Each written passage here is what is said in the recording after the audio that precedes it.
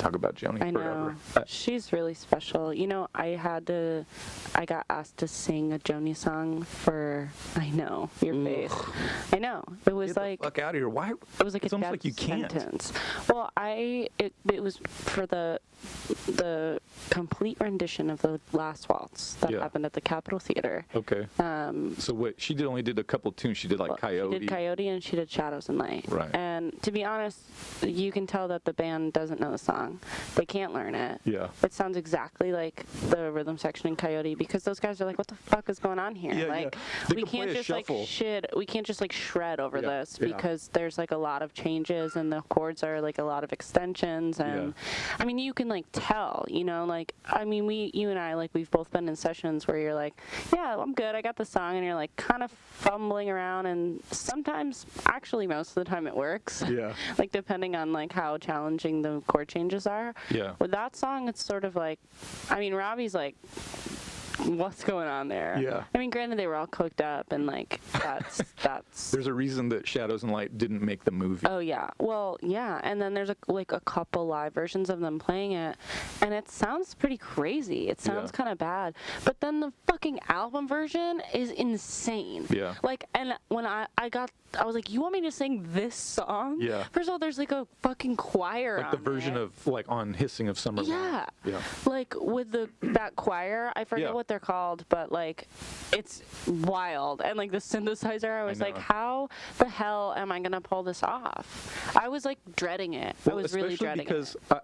I don't think a lot of people realize this, but her melodies are fluid. Yeah. They're fluid. She is very much like any jazz musician that says like, this is my jumping off point. Yeah. From verse to verse, I'm gonna tweak. It's wild. You know, I'm gonna mess with the rhythm. I'm gonna mess with pitch, everything. melody. Phrasing, yeah, everything. It's wild. I mean, I simplified it probably to like 10th degree because out of necessity, I was like, if I were to try to sing this, it would take me all year. I would have to rehearse it. It would be like a recital. It would be my like thesis, you know, one song by Joni Mitchell. Because I'm not I'm a singer, whatever. I'm a singer now. Yeah. I don't self-identify as a singer. I definitely would never ever like singing Joni Mitchell. Get the fuck out of here. It's so crazy. Yeah. It's like someone being like, I don't know, like perform this like Tchaikovsky symphony by yourself or something, you know. It was wild, but I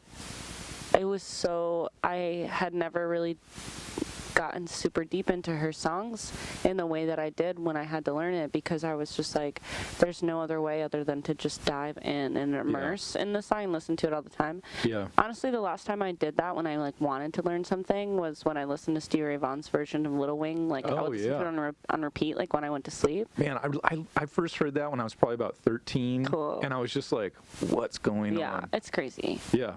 It actually was like, I think, you know how sometimes you come to like the cover or the reinterpretation before you get to the original? That's what And happened. that's kind of what happened with me with that too. Yeah. I was like, I didn't know this was a Jimi Hendrix song. Like, I mean, I'm Team Stevie, but yeah. I love that Sky is Crying record. Oh, it's so good. That record's so good. I've been talking about Stevie Ray so much lately. Yeah. I kind of feel like he sort of fell out of like fashion. The canon, yeah. You know, like everybody likes to say like, oh, such and such. Oh, this person. He's so good. He's incredible. I mean, his guitar voice is, I feel like it's comparable to Joni's. I don't know. Like, there's so much subtleties. Yeah. Even though it's like just blues, it's like, it's more than that. Yeah. No, I mean, he was an artist and an interpreter, right? Like he also could, you know, it's so funny. Like I don't get to really talk about like blues guitar or anything very often, but so taboo. It is kind of people nowadays, are like, right? Yeah. But like I love I love listening to like old like Freddie King records or Magic Sam, Albert King, Albert King. Yeah, the Kings. The Kings, you know. But it's funny because there's a kind of I know you're a Fleetwood Mac fan, and I am too. But it's interesting because it's one of these strange groups that bridges this bizarre divide, right? Yeah. They go from the Peter Green, like heavy blues stuff to the sort of like straight bluesless, like Rumors, kind of like I don't hear like the blues in like Lindsey Buckingham, right? But in those early records, it's the blues. That's all. That's Station all, Man. That's all they were trying to do. You know what I mean? I know. So it's just so funny that like I find myself skipping tracks on the record. What's the record that Albatross is on? I can picture the cover, but I can't remember the title. Yeah, there's like a million. I definitely find myself skipping tracks on that. For sure. Because it's just like some kind of honky blues jam. Yeah. Which is not, it's a short road to get from like the real stuff to like blues hammer. Yeah. You know what I mean? So it's easy. It's a very it's a narrow path. I know. I before I forget, I wanted to ask you. I'd read that you'd like worked in a bar. Back in the day. Many bars. Yeah. And for me, I've had a lot of day jobs over the years, like all the while, like I'm like writing music and practicing and wanting to do for sure what I'm not doing, right? I was like an investigator. Whoa, really? Yeah, like a PI. For a law office, I did like third-party liability investigation. Wild. It was actually a lot of fun. I liked doing it. Yeah. I did it for a couple years, and then such a strange thing. It was. I had a lot of bizarre run-ins with different folks. But I think that the interesting thing for me, and that this is something that I kind of felt like we were sort of getting into before we made coffee. Yeah. Was I wanted to ask you, like, what is the emotional trade-off for you between creating the art that you want and quote unquote making a living at music? Yeah, I don't know. I mean, I'm trying to figure that out right now, I think, because I just stopped playing with Kevin Morby not that long ago. Yeah. And that became my day job. I quit my day job, my night job as a bartender or like bussing tables to go play with him, which was cool and felt really like, all right, this is what I'm supposed to be doing. And then he started doing really well, and that was my day job. And now I recently just like quit my day job again. Yeah. And I do a lot of session work, and I pick up like work here and there. Yeah. And play gigs with other people, but when I'm not on tour, I'm not really like making money. Right. The streams aren't really like rolling in. Right. As much as they will be once the record drops. Yeah. No, I mean, we can all. Once that first listen NPR money starts, rolling. Where does that come from? Don't know. Wait, it's free? Cloud. People just listen to it for free? Yeah, Cloud is worth almost more than money these days. And it's a conversation that I've been having a lot with a lot of my peers, and what else am I gonna do? Yeah. I mean, if I was still bartending or like working at Town Pizza, which was a job that I had when I moved to LA, like I would be complaining about like the manager that like wanted me to not box the pizza, but I want to box the pizza because it's good customer service, and that's where my energy will go. And then I'd be exhausted, and I wouldn't pick up my guitar because I would be tired. And it's one or the other. And we're lucky that, like, I'm lucky. I don't know how fortunate you are in your life since we just met in person today. But I'm really lucky that I get to have conversations like this and play music every day. And it's crazy that I don't have a day job right now. And if it's something that if I do have to get again, it's okay. Because, like, I'm still going to make records, and I'm still going to write music. And the music doesn't go away. The music doesn't go away, and, taking breaks is good. But I've always felt like there was a kind of stigma, right? Well, like, yeah, totally. Either you were like good enough to be doing it right full time, yeah, or you weren't. Yeah. It's like this, like either it's a very like severe. It's a binary that I don't agree with. Yeah. I'm with you. Yeah. And I know a lot of friends right now who are on the same like whatever level that I'm at, which is like also hard to quantify. Like, how do you say that we're at the same level? Like, there's so many different ways to be successful. Right. And it's not. I like to think that it's not all money based. It might be. I could just be really naive, but I think you should try to never lose that spirit.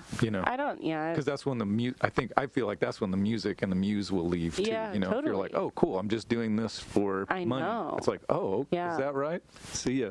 I know. I mean, you would hope that the muse isn't that discriminate, right? I mean, I see it happen to friends, and it's sad. Yep. And it freaks me out, and it freaks me out how quick people are to burn like relationships that helped them, and that sucks. Yeah. And I don't ever want to do that. Like, and if I ever start doing that, I hope that my friends know me well enough to be like, yo, you're getting a little too far. Yeah. Like, bring me back. Yeah. Because like that, getting a little too big for your britches. Yeah, and like Kevin is somebody who I admire so much, and there are people in my life that I keep around me, and I'm fortunate to have them in my life where it's like, you can be successful and continue to grow and still be humble and yourself, or not get too big for your riches, or like not think about the money in the way that some people do where it's so transparent. Right. But yeah, if I ever have to get a day job again, that's okay, and I wouldn't be above it, and it's just still feels good to be able to play songs and have people be like, this song helped me or something. Sure. That's the emotional trade-off. And I played this show in Colorado, and I always think about it. I always almost cry when I think about it.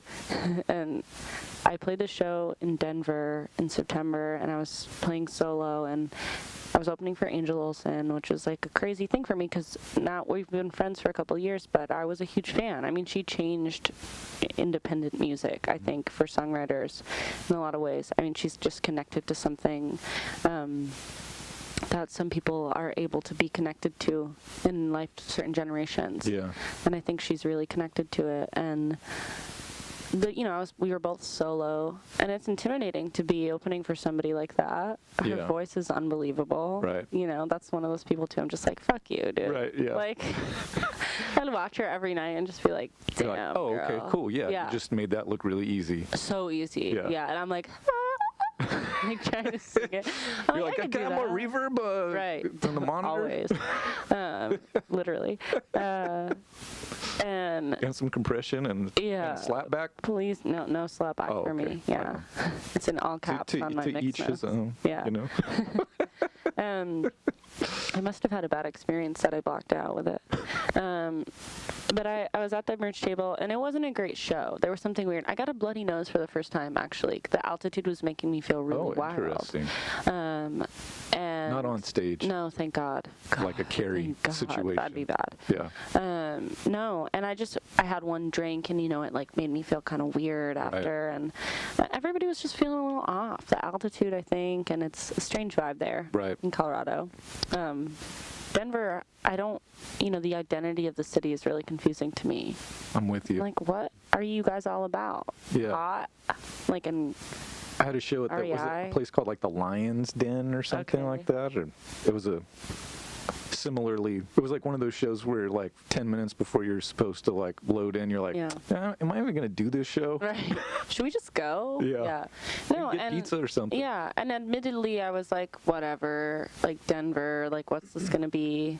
Which, sorry, Denver, It's not their fault. Yeah, no, it was just me. I was having a day, and played the set, and it was fine. It wasn't, I don't really remember what the set was like, but afterwards I remember, like, you know, there was like some guy at the merch, like someone who worked there. It was really intense, like freak, you know, and like he was selling Angels merch, and I was like, well, I sell my merch because this is how I make money, because like I don't get a lot of money doing this, you know, so like, no, you can't do it. And like I'm not gonna pay you $3 for my $10 seat. Yeah, so I was like, dude, chill.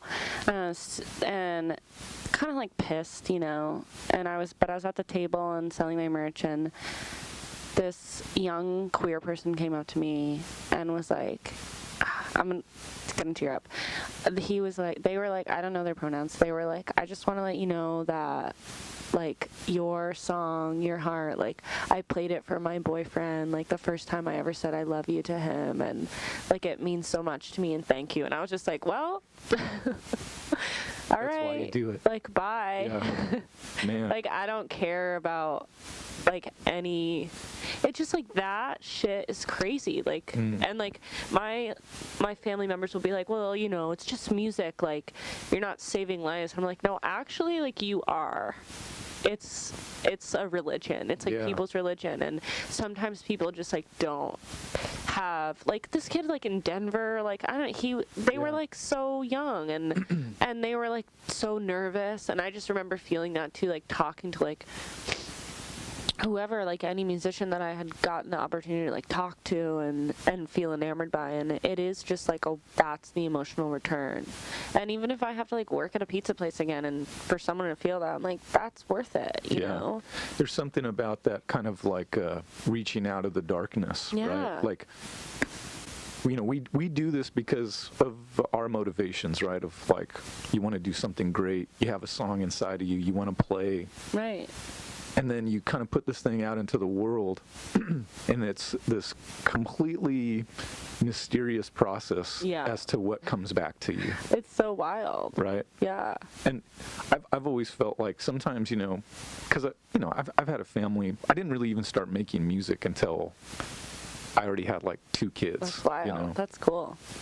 And there was this period where like everybody who I knew when I was younger, they had been like touring and doing all this stuff, and then they had kids, and then they stopped doing music. And for me, it was like the opposite. It was like I kind of only got going like after I had, you know, two little monkeys. And there have been so many parts of my life where I just felt like, well, this is a stupid thing to keep doing. Yeah. And then for sure, you get somebody who comes to a show, or you get an email, or you get a peer. Yeah. Or and then you're just kind of like, well, shit, maybe I'll keep back going. On, yeah. Maybe I'll keep going. Yeah. You know? I'm back in, baby. Yeah, right. Like, deal me in.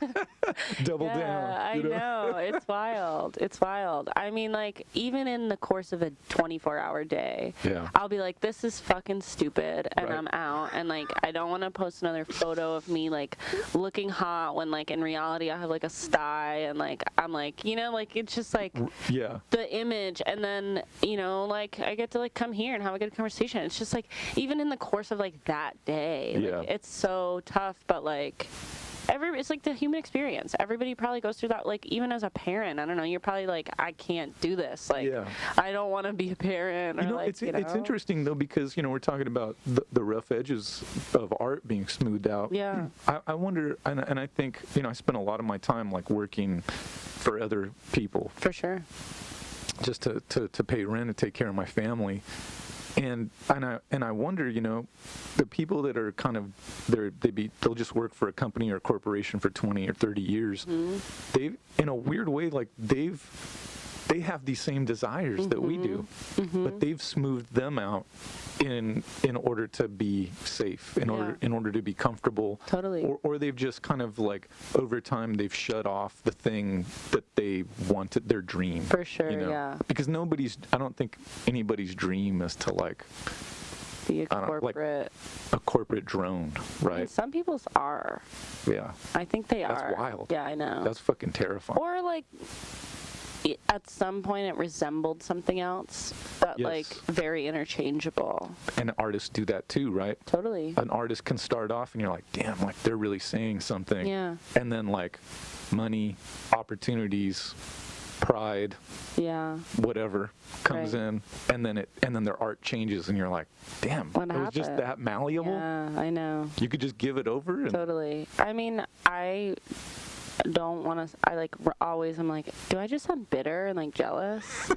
And like, yeah, probably, and that's okay. But I do really want to make a lot of money. Yeah. I do want to be successful. Every Yeah. day I'm like, I just want nice things, you Yeah. know? I would love to have like a nice car with the door handle that works and not. This is not an unreasonable thing, though. No, I know. Like, I've had many cars that, the Yeah. door handles were broken, like the Toyota Camry. That's man. what I have a Corolla, and I have to leave the window down. It's down right now. I don't leave anything valuable in my car because Yeah. I have to reach my hand inside the Right. car Yep. to open it because the plastic handles broke off. But I'm just like, I just want a nice car. Like, I want a nice car and like a nice tiny house. And I hope that if I get those things, it also doesn't come with, Well, it's not. sacrifice It of shouldn't be an integrity. either or, right? No, it's It not. shouldn't It's be not a like, zero-sum yes, game. that's right. Yeah. I can't have anything nice because then my art won't be Yeah. any good. Right. You can have both, I think. You can. You can have it all. So I've read. Yeah, so Yolan Tango says. I haven't experienced that quite yet, but that's the word on the street. Right. This is pretty good, though. You got some nice wood in here. Thank you. It's like, Yeah, walnut. yeah, some velvet curtains. That's like a lot. Yeah, there's Yeah. something to be said for velvet. Something good there. Yeah. It's funny. My wife and I opened the studio a couple years ago, and for years it was like in our dining room. Yeah, you that's know? cool. And it got to the point where she knew that this was my obsession. Yeah. And, we found this place, and, in a year or so, we just kind of like did everything that we could, Right. But I have a hard time explaining the amount of work and effort that it took to make this happen, because I never want to feel like I'm preaching to anybody. Right. But to do it with 3 children That seems hard. is not easy. No. And to do it, we're not here to try to get major label folks. Right. We're trying Yeah. to do good. Make good records. Yes, Yeah. Which you exactly. can make good records with major label people. Totally. But you get what I'm saying. yeah, for we sure. we don't have a lot of projects come through where people are like, cool, here's our Here's our, $30,000 budget. Yeah, I was gonna say, yeah. Yeah. It's like I got $5,000. Right. Yeah. Maybe that. Yeah. And it's totally. like, okay, how do we make the best record we can for Yeah, that? that's cool. And then doing that over and over again without compromise. Yeah. And still trying to keep the studio up Yeah. and keep my family taken Totally. care of. That's a lot. It is a lot. But you must love it. I'm a hope my friend Jeremy Trizona from Australia would say, I'm a hopeless tragic. I'll just keep doing Yeah. it forever. But over the last 3 years, I remember that we had a period in one October a couple years ago. I didn't have one session booked all month. Yeah. And I was just kind of like, what am I gonna do? Yeah, what- And my wife was like, hey, have you ever done Uber or thought about Lyft? And I was Right. like, I drove it for 3 weeks straight. Cool, Just yeah. because You had to. I had to Yeah. feed my family. For sure. And Yeah. this wasn't something where we had I did a record and was like, oh yeah, I get a $10,000 a year royalties. Right. No I've never had way. anything like that. And No freaking way. we didn't have a trust fund Yeah. money or rich parents. Yeah. Literally, I worked as a truck driver for 12 years. Whoa, sick. My wife worked at the same company. We raised our kids. And then I did a video game soundtrack. Cool. Miss Pac-Man? Yeah, it was Miss Pac-Man in 1982. That's why you got that machine. It's sentimental. Yeah, so I could hear my own music. Right, yeah. Every Just day. Yeah. that I Genius. wrote that. So genius. Yeah. Anyway, I did this one game, and we got a little bit of money from it, and Yeah. we just put it all into the studio. Cool. It was like, here's $10,000. It was like, holy shit. Yeah. All right. Wow, Let's try cool. to do something real with Yeah. that, And you get lucky. I mean, it comes back to you, I think, sometimes. Yeah. It's tough for people who, like, I think about my dad, right? Like, he'll never listen to this. Maybe he will. He's getting pretty good at the phone thing. With the internet. Yeah. He's funny. He has had like an extremely challenging life, and I won't get into it. I already cried once. Don't need to have this be a crying podcast. It's all right. But you know, he's been like sober for 11 years now. I would consider him like a good person. He's like really overcome a lot of shit. I mean, he did some really fucked up things too, you know, like, but you can be forgiven, and you know, you work through it. But he's like, I just like think of him because I mean, I guess he has me, which is a gift, but maybe that's his gift.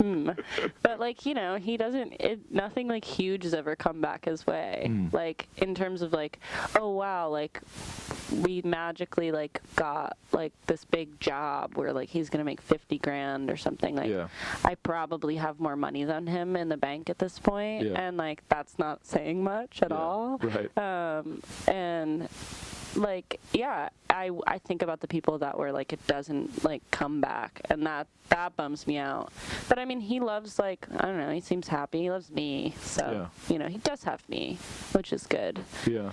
But yeah, I mean, like, it does come back to you. Like, you're like, oh, well, you probably weren't expecting to get that, like, video game money, and then you got to do it. And then now you can do things, even if it's on a small scale. But the record that you guys made, like, you know, I didn't even know that you existed before Tabor put us in touch, and that record sounds so good. Thank you. Yeah, and you guys made something great, and just keep making good things. And then when you die, you're like, I mean, no one's gonna wait. Like, that's all. That's all that happens. Is you just make great things and then you die. Oh, yeah. Okay. Well.